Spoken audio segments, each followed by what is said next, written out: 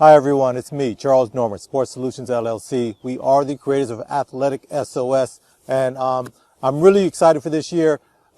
Starting after this week, we're going to start working more towards what you guys need to do as high school athletes, even junior high school athletes, to get yourself prepared for both spring and for the summer. And I know there's still some spring sports like baseball and track and field coming up, but we'll talk about all of that. But we'll start moving more towards what you need to do to get yourself ready so that you can be in the best position to attract college coaches and get yourself in the right position to be offered an athletic scholarship. So for this one, this will be the last week I'll do this for a while.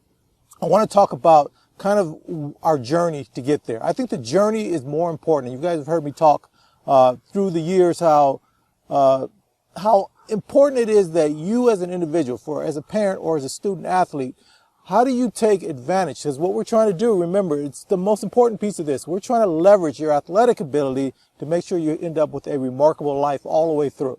That this special skill set that you have, this special ability that you have, we want to take advantage of that. And we want to get you in the right position. And there's a series of things we need to do. And I've talked about this in the past, so go back and look at some of the other videos I've done. But we're going to move one more level. And before I do, though, I want to keep in mind, use AthleticSOS. You guys have been signing up for it like crazy. I'm very, very happy about that. So me sitting in this park doing these things seems to be paying off quite a bit.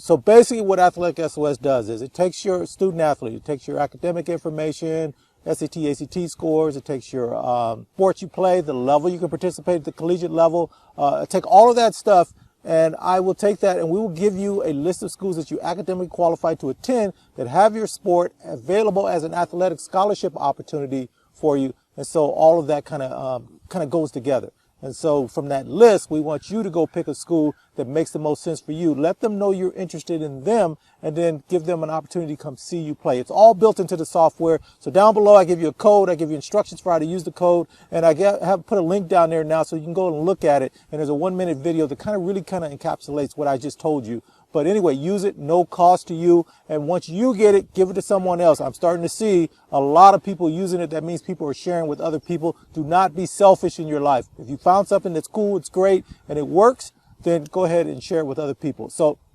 let's get to this one. This is youth sports, and the kind of conundrum with youth sports is that success can actually lead to failure.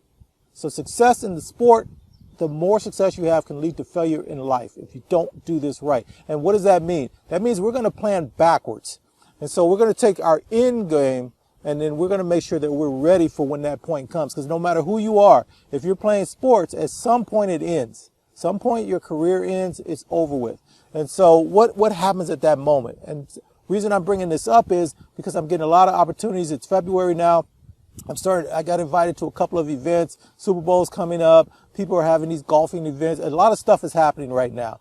And through the last year and a half, I've been going to a lot of events where there have been a lot of professional level athletes, a lot of Olympic level athletes are there, former athletes. And so as I'm sitting there and I'm listening, they're telling stories. Sometimes they're just cocktail parties. Sometimes I'm doing pitches for stuff that we're working on. I'm trying to get some collaborations, some partnerships. If anybody wants to work with me on what we're trying to do here, please just reach out to me and let me know. We can always use partners. We'd like to do collaboration. We like to do things like that. I don't do pitches anymore. I'm not in a position now where I need to take money in to get what I need. I need to work with someone that's already doing something. That's my main criteria now if we work with somebody. So anyway, so let's get back to this. So what we're trying to do is let's say you're 35 years old and you played high school sports, you were a star. You played college, you were a star. And you played professionally and you were pretty good. And so at the end of that, there's 5 things that can happen. And you could have ended anywhere. You could have ended at your high school. You could have ended at college. And maybe you played pro or didn't make the team and you got cut. Or you played a couple of years, but you never got that really big contract. Or maybe you did get everything and you went all the way through. And now you're about 35. That's usually about the age. I know there's outliers, but let's say you're about 35. And so 5 things can happen here. One is you can extend.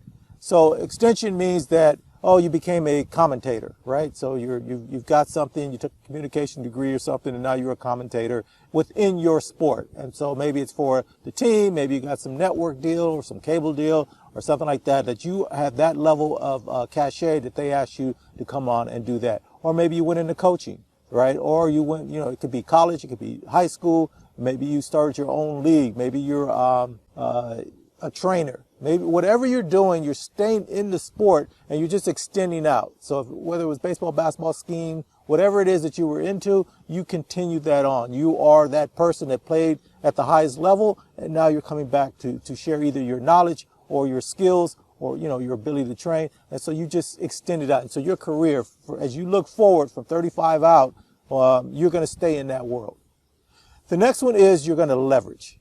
And so leveraging is a little bit different than extension. It's okay, so I was Johnny football or Susie basketball, whatever it is, and people want me to come work for them. It could be an insurance company, it could be a technical company, or you have some money and you bought in to something and they want to bring you in. Maybe you're a salesperson, maybe you're an ambassador for them, and they're going to pay you to go around and talk about whatever it is that you've signed up for, whoever you're partnering with. And so it's not the sport, it's the fact that you played and you have some notoriety, or you have some cachet with the fact that you played at this highest level. And so when you're in these meetings and when you're on the board or when you're doing whatever you're doing, having you in the room makes them special too. And so you're a part of that. Maybe you bought in, maybe you're a partner, maybe you just work for them. But you're basically leveraging the fact that you played sports at a high level and you're using that to further in your career. It's away from the sport, but it is within you using the value. You're leveraging the value that you bring as an athlete. So that's the second one. Then the third one is a footnote. And so if it's a footnote, yes, you played the sport, you even played at a high level. But now what you're doing is when you, years from now, say it's 10, 15 years after you've played, you're going to be sitting somewhere and somebody's going to say, hey, such and such played in the pros, or such and such was a great college athlete, or such and such was an Olympic athlete. And they'll look over you and they see that these people know you from a whole different world. You went into something that had nothing to do with sports, doesn't even edge on sports. No one's even mentioned the fact that you play. You've moved on to the next phase of your life in a different way. It had nothing to do with the sports. And maybe even in your eulogy, I call it a footnote. Somebody just mentions at the end, also played a couple of years pros, or also played at this college. And so that's when your life has become a footnote of what you did previously. And so those are the three that I think happen the most. And then there's two of them that I'm trying to make sure that our kids are able to avoid. And the first one is mediocrity. And I don't mean this in a negative or derogatory way. So it's what most of us do. That's why it's the medium, right? So there's a lot of people that don't do anything, and there's a lot of people that have done some great things, but most of us live our lives in that middle spot. But I keep thinking that if you have something special when you're young and you managed it correctly, you should not be in a point where you come out and you've got a regular day-to-day, everyday sort of job. You're making somewhere between, let's say, $50,000 and $150,000. Sounds good for a lot of people, but that's not where we're trying to get to. We're trying to get past that because you had this ability as you were coming through to gather assets that by the time you finish playing, especially if you get to the highest level, that you're really successful at it, you should not have to worry about being in the medium. And then the final one is, and I think this was the one that I see more and more again, is that despair. There are people that have dedicated so much. Imagine you're 5 years old and now you're in your mid-20s to your mid-30s, and all of a sudden it's over. You don't play anymore. You come in, they have that meeting with you, and you've been cut, or you've been let go, or it's over. Or you never even got there. Maybe you did really great in college, but you didn't get drafted or you didn't get picked. And then you tried to go for a couple of years in the semi-pro, or you went overseas, or you did something, and you try to stay in there. And now you're 26, 27, 28, and you had to make that decision.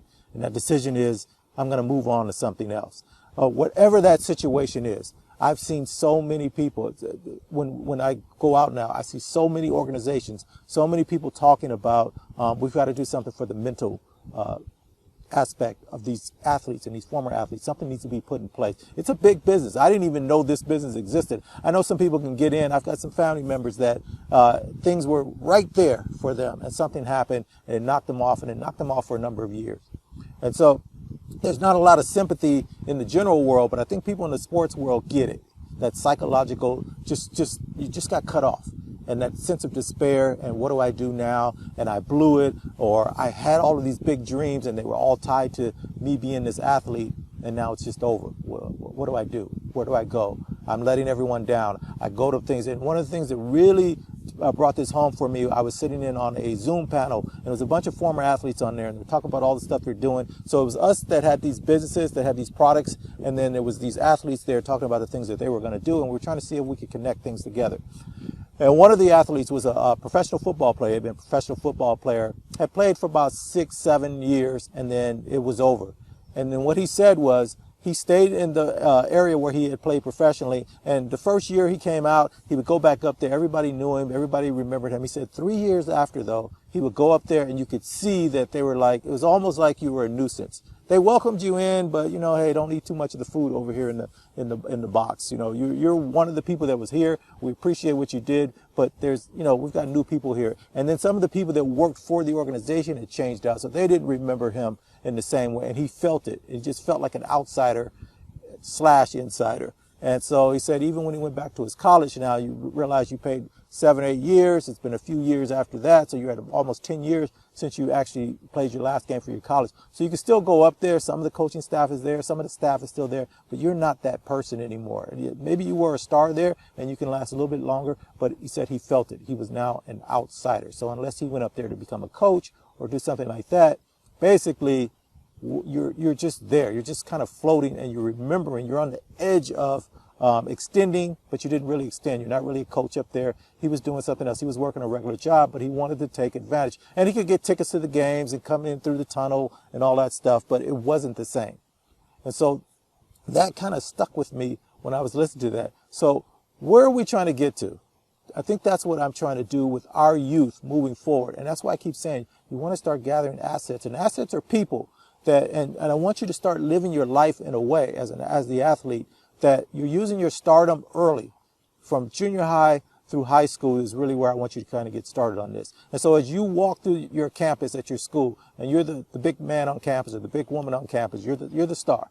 And you start to spread that out. You start to let other people kind of rub off on your stardom. So you see that kid that doesn't play any sports, but they can help you out in different ways, or they're in some kind of different activity and you want to go join that activity. You had some friends when you were growing up through elementary, you guys were good friends, but they stopped playing sports. Maybe they started out with you, they're not there anymore. Or you see somebody that was on your team in the 3rd, 4th, 5th grade, and now you're in high school and they don't play anything and they don't have any kind of, what do they call it, riz on the campus. And so you want to make sure you rub off. You go over there and you say hi to those people, and you're not doing it in an arrogant way, but you're doing it in a way where you realize that you carry some weight there and you want to help other people out. If you've got a subject that you're kind of struggling with at school, go get a tutor and then work with that tutor and bring them up too, and really talk to them and find out, you know, if they're really good at math or science or something, whatever it is that you may need some help on, or you're working on a project with somebody in one of the courses. Get to know those people. What do you think? What are they thinking about for their future? What are they trying to do? If you've got something that you really like to do that doesn't really go with your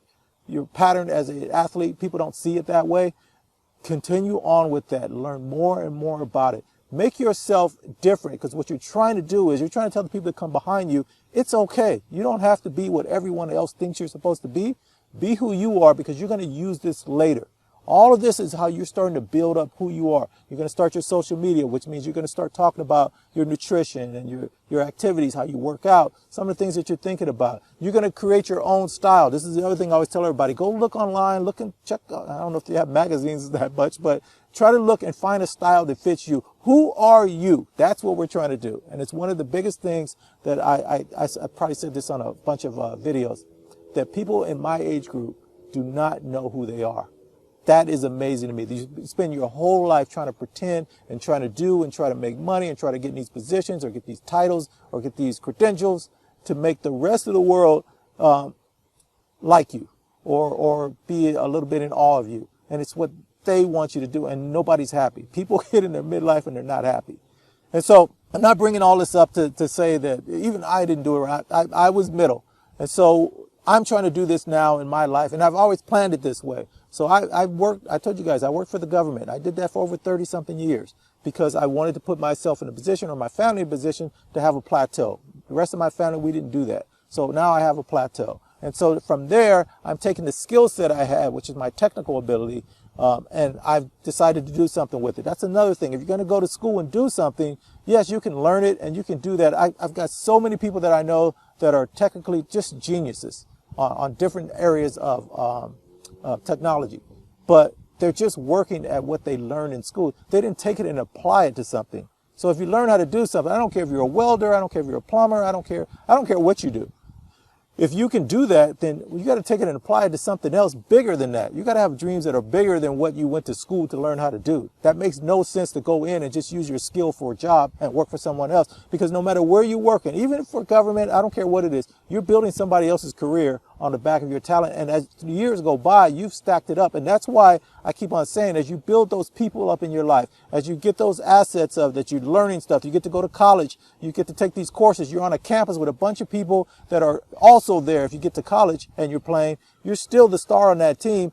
All these other people on campus, find out what everybody's trying to do. You can get with them afterwards and start working on stuff. Yes, you may have to go get a job. You got to pay back your student loans if you have any. You got to start living your life. You got to, you live life. So you need money.